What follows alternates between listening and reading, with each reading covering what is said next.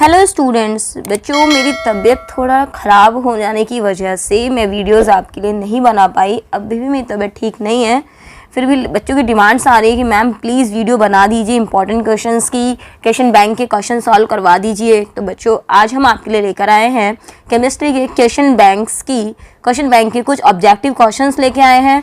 जैसा कि आप जानते हैं कि ये बोर्ड की वेबसाइट पर आपके पास है, राजस्थान एजुकेशन डिपार्टमेंट की क्वेश्चन बैंक है केमिस्ट्री की, हर सब्जेक्ट की निकाली गई है।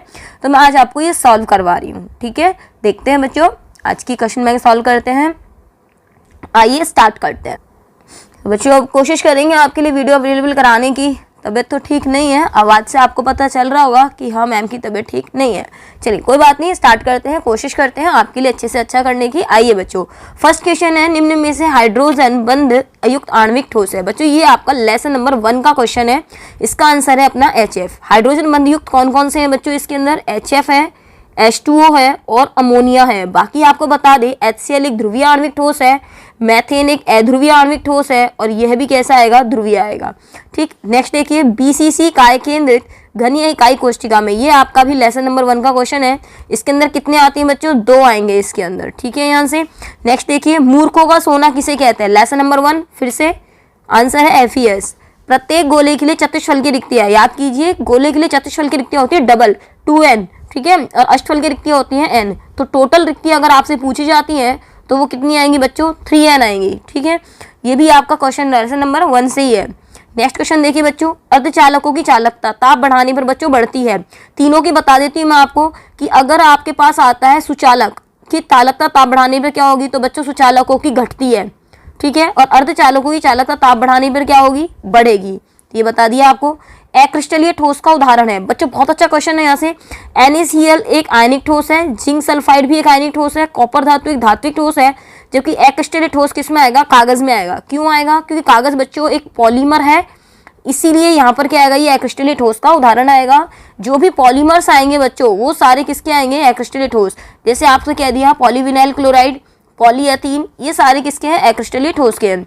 नेक्स्ट क्वेश्चन, ये भी लेसन नंबर 1 का है। HCP इकाई कोशिका में संकलन दक्षता है, आंसर लगा लीजिए 74%।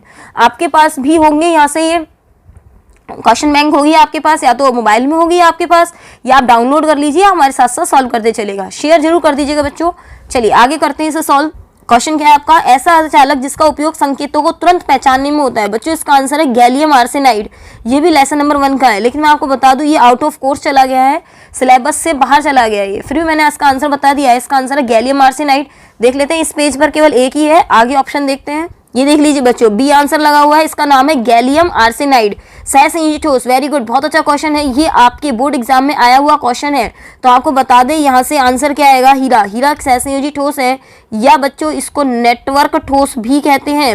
नेटवर्क ठोस का दूसरा उदाहरण भी लिख लीजिए, ग्रेफाइट, पेपर में आ सकता है। साथ साथ बाकी भी सॉल्व करवा देते हैं आपको आंसर। इसका तो पता चल गया ग्रेफाइट आंसर है। आगे देखिए, कांच जो है ये बच्चों यहाँ से अक्रिस्टलीय ठोस है। रबड़ ये भी अक्रिस्टलीय ठोस है, जबकि NaCl एक यहाँ से आयनिक ठोस है। क्रिस्टल जालक कितने प्रकार के होते हैं? लेसन नंबर 1 का क्वेश्चन, आंसर आएगा 14 प्रकार के ब्रेविस जालक होते हैं। ठीक है, क्रिस्टल जालक तो 14 प्रकार के होते हैं, लेकिन क्रिस्टल समुदाय तंत्र कितने प्रकार के होते हैं? 7 प्रकार के, लेकिन जालक कितने प्रकार के होंगे? 14 प्रकार के। आगे कहता है आदर्श विलयन के लिए आवश्यक शर्त है। बच्चों आइडियल सॉल्यूशन के लिए कंडीशन क्या है यहाँ पे? तो हम आपको बता दें ये तीनों ही जो लिखी हुई हैं ये सारी आदर्श विलयन की हैं कि डेल्टा H मिक्स 0 होना चाहिए, राउल्ट के नियम का पालन करें, आंसर आएगा D। ये लेसन नंबर 2 के क्वेश्चन चल रहे हैं बच्चों अब तक, है ना। 10 क्वेश्चन तक लेसन नंबर 1 थे। जब किसी विलायक में कोई विलय मिलाया जाता है तो क्या होता है? चलिए विलय बता देते हैं, ये कौन सा कह रहा है ये आपसे? ये वॉलेटाइल विलय, ये अवाष्यशील विलय की बात कर रहे हैं कि अवाष्यशील विलय मिलाएगा तो क्या होगा? तो बच्चों डेफिनेटली क्वथनांक में क्या होती है? वृद्धि होती है। ये ध्यान रखिएगा कि जब भी विलायक में, यहाँ देना चाहिए था इसको कि विलय कैसा है, विलय कैसा है? अवाष्पशील है अगर विलय, तो डेफिनेटली क्वथनांक में वृद्धि होगी। इस पर इंपॉर्टेंट लगा लीजिए यहाँ से इस क्वेश्चन पर।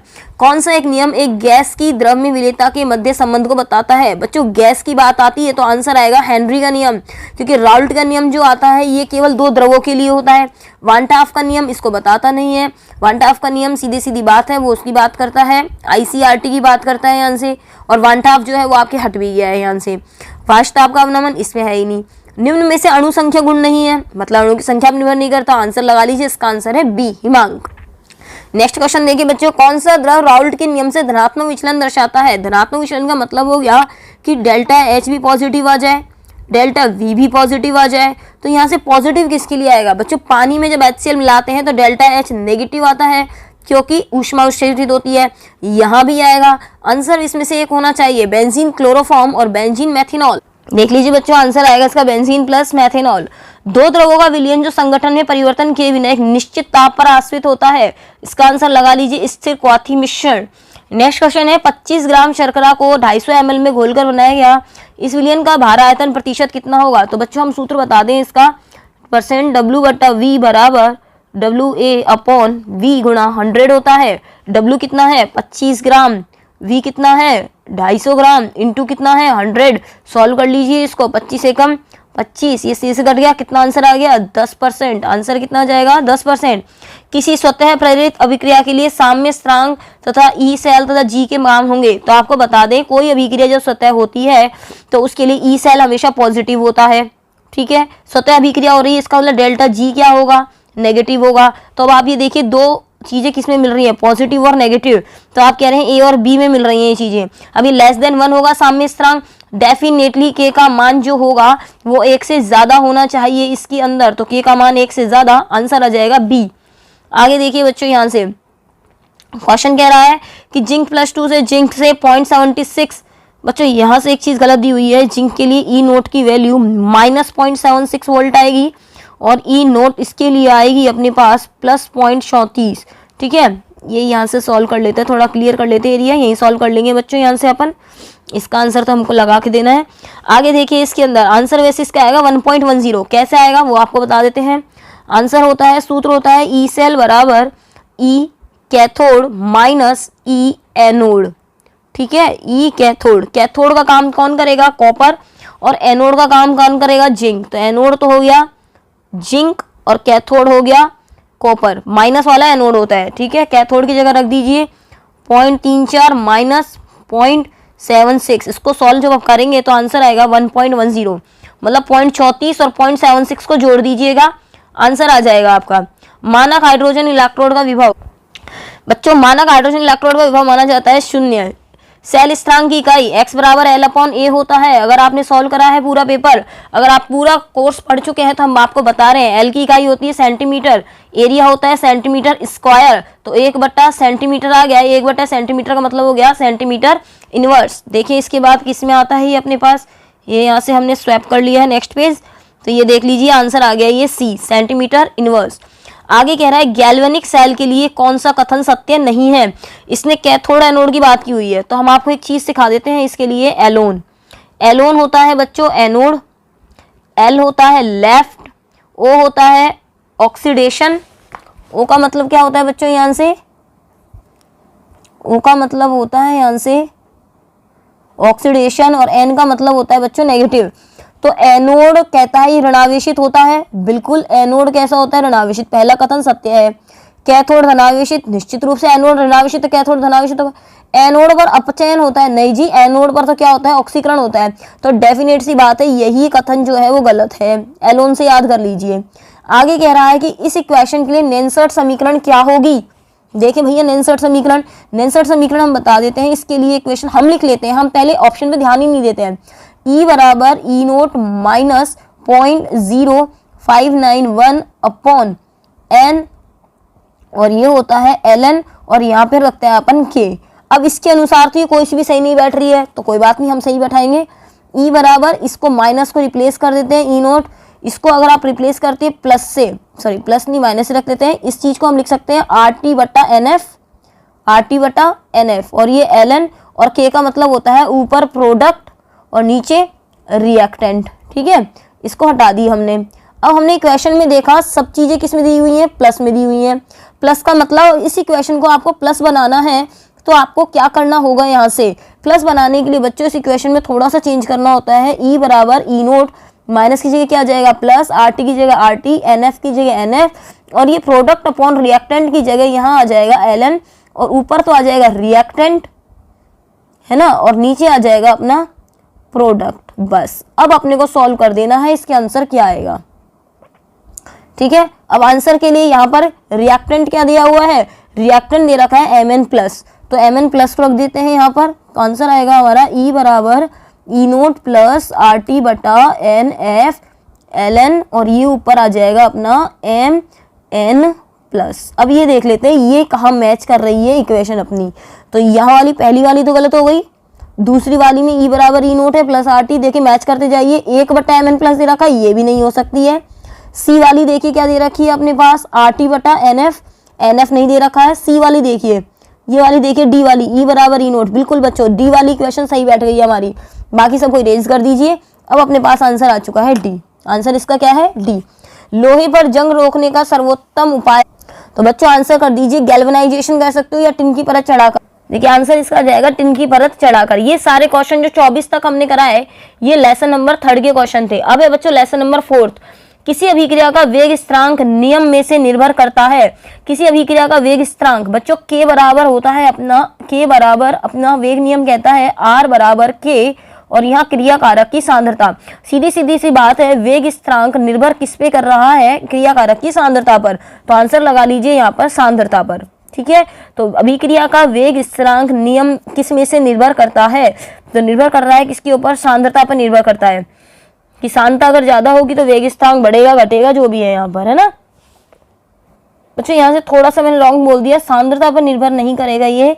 अभिक्रिया का जो वेग स्थिरांक है बच्चों ये टेम्परेचर पर डिपेंड करता है। अगर टेम्परेचर चेंज हो जाता है तो वेग स्थिरांक जो होता है, वेग स्थिरांक अभिक्रिया का वेग स्थिरांक नियम में से निर्भर करता है, तो अभिक्रिया के ताप पर निर्भर करता है।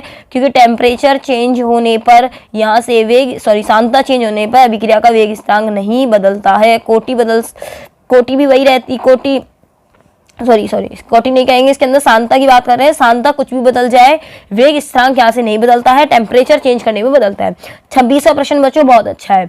अगर यहाँ पर मैं आपको बता दूं, अगर आप केवल किताब की तरफ से सॉल्व करते हैं इसको, तो मैं आपको बता दूं कि H2 + Cl2 बुक में दिया हुआ है सूर्य के प्रकाश की उपस्थिति में HCl का बनना, तब तो यह होती 0 कोटि की अभिक्रिया। लेकिन यहाँ सूर्य का प्रकाश आप देख रहे हैं मिस है, या तो सूर्य का प्रकाश लगा लीजिए यहाँ पर, या फिर आप यहाँ पर ये अगर सूर्य का प्रकाश नहीं है तो आंसर आएगा द्वितीय कोटि की अभिक्रिया। पेपर में ध्यान रखेगा, अगर सूर्य का प्रकाश दिया होगा तो शून्य कोटि की अभिक्रिया होगी, और नहीं दिया होता है तो ये दूसरी कोटि की अभिक्रिया होगी। यहाँ से अब अपना क्वेश्चन है अगला कि प्रथम कोटि की अभिक्रिया के लिए वेग स्थिरांक की इकाई बताइए, तो आंसर सीधा सा है सेकंड इनवर्स। बाकी देख लीजिएगा आप। नेक्स्ट क्वेश्चन देखते हैं यहाँ से 28वां, अभिक्रिया की कोटि व अणु संख्यता बताइए। तो अभिक्रिया की कोटि कैसे पता लगेंगे, यहाँ वेग नियम से देखिए, यहाँ केवल सांद्रता घात 1 मान सकते हैं, तो कोटि तो होगी 1 बच्चों। अणु संख्यता देखिए कितने अणु काम में आ रहे हैं, 2, तो अणु संख्यता होगी 2। अब इसके अंदर हम आंसर मैच कर लेते हैं बच्चों। इस तरह से लिखा नहीं जाना चाहिए, ये ऑप्शन सही तरीके से नहीं लिखे हुए हैं आपके। यहाँ से क्वेश्चन बच्चों सही तरीके से बिल्कुल नहीं लिखे हुए हैं, इसीलिए अब आप इसको कंफर्म हो जाइए। जो आंसर हमने बताया है वो मान लीजिए। अणु संख्यता तो 2 आएगी 28वें प्रश्न में, लेसन नंबर 4 चल रहे हैं अपने, और अपने पास कोटि कितनी आएगी, 1 आएगी। अगला दे रखा है कि अभिक्रिया x + y उत्पाद के लिए वेग ये दिया हुआ है r बराबर k, x की घात a, y की घात b, तो अभिक्रिया की कोटि क्या होगी, तो अभिक्रिया की कोटि होती बच्चों घातांकों का योग, मतलब a + b। सी कर लीजिए आंसर। किसी अभिक्रिया के लिए उत्पादित द्वितीय कोटि की अभिक्रिया यदि r की सांद्रता को 4 गुना कर दे तो अभिक्रिया का वेग बढ़ जाएगा। देखिए कैसे होता है, यहाँ से इसको हम ऐसा लिख सकते हैं, r बराबर k, और रिएक्टेंट की पावर कितनी हो गई 2, सांद्रता को कितना कर दिया गया है बच्चों 4 गुना, तो r की जगह r', k की जगह k, और सांद्रता 4 की क्या कर दी गई है, r की जगह 4r कर दी गई है। और इसको अब आप लगा दीजिए भाग, k से k कट गया, r बट्टा r' बराबर r का स्क्वायर बटा 4 चौक 16, 16r स्क्वायर, r स्क्वायर से r स्क्वायर कैंसिल, तो कितना आ जाएगा अपना यहाँ से r' बराबर आ जाएगा 16r'। इसका मतलब अभिक्रिया का वेग कितना हो गया, 16 गुना हो जाएगा। किसी अभिक्रिया में एक अभिकारक है, इसकी सांद्रता 2 गुनी करने पर अभिक्रिया की दर 8 गुनी हो जाती है, अभिक्रिया की कोटि कितनी होगी बच्चों। यहाँ से आंसर देख लीजिए, इसका आंसर आएगा अपना 3 गुनी। कैसी हो गई 3 गुनी, हम आपको बता देते हैं कि अगर किसी की सांद्रता आप दुगनी करते हैं और अभिक्रिया का वेग 4 गुना हो जाता है तो अभिक्रिया कोटि होती है 2।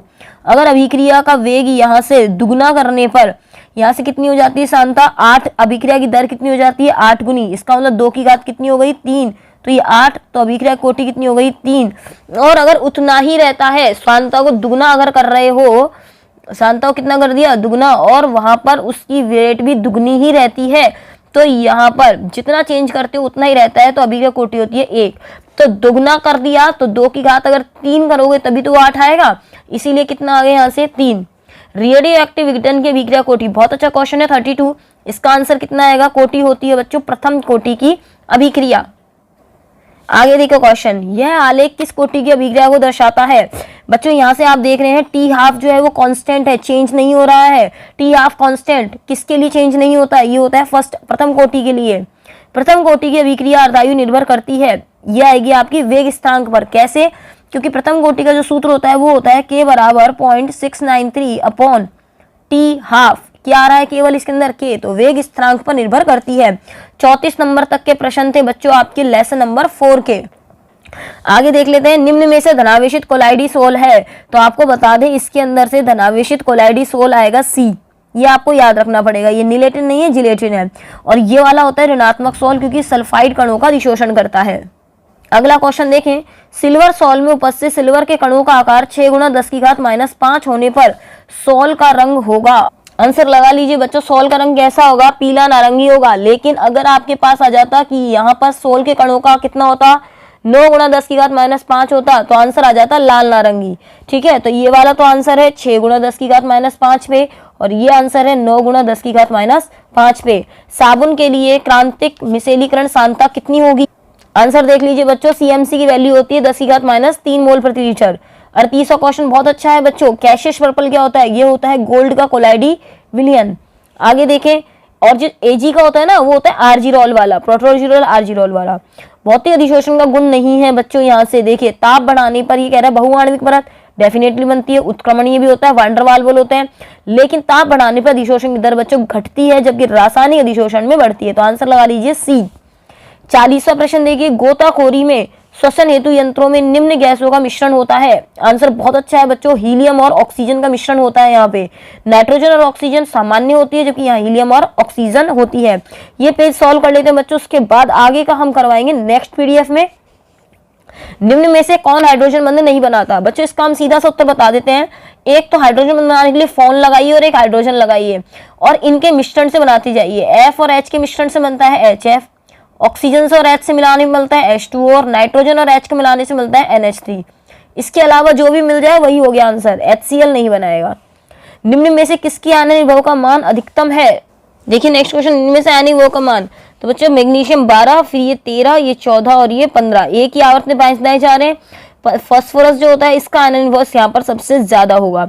बच्चों नेक्स्ट क्वेश्चन दे रखा है आपका 43, XeF4 का आकार, हम तो बता देते हैं इसका आकार क्या होगा, लेकिन मैं आपको बता दूं ये आपके जिनोन की केमिस्ट्री जो है वो आपके चैप्टर से हट चुकी है सिलेबस से, फिर भी इसका आकार एक बार देख लीजिए। यहाँ से XeF4 का आकार बच्चों कुछ इस तरह से होता है, अपने पास बीच में जिनोन आता है और इस तरह से लगते हैं, और ये भी ऊपर नीचे आते हैं यहाँ पर लॉन पेयर। कैसे निकालते हैं, यहाँ से जिनोन होता है 8 नंबर पे, ये 8वें वर्ग का होता है, ये 4/2 और ये आ जाता है इसकी 6, तो यहाँ से इसका होता है वर्ग समतलीय। वैसे आपके ये सिलेबस से हट चुका है 43 नंबर क्वेश्चन, वीडियो थोड़ा लंबा हो जाएगा। अब इसके बाद के ऑब्जेक्टिव जो होंगे 43 क्वेश्चन आपको सॉल्व करवा दिए हैं, इसके आगे क्वेश्चन हम नेक्स्ट वीडियो में बनाएंगे बच्चों। तब तक के लिए धन्यवाद, मिलते हैं नेक्स्ट वीडियो में। इसको शेयर कीजिएगा बच्चों, फटाफट अपनी क्वेश्चन बैंक जो है वो सॉल्व कर लीजिए, हम आपको पूरी क्वेश्चन बैंक जो है केमिस्ट्री की यहाँ से सॉल्व करवाएंगे बच्चों। तब तक के लिए धन्यवाद, बने रहिएगा हमारे साथ और बच्चों को शेयर कीजिएगा। आगे के वीडियोस इंपॉर्टेंट क्वेश्चन के जल्दी ही आपके पास लेके आएंगे। धन्यवाद, बाय बाय। शेयर करना बिल्कुल नहीं भूलिएगा बच्चों, स्टूडेंट्स, ठीक है, ओके बाय।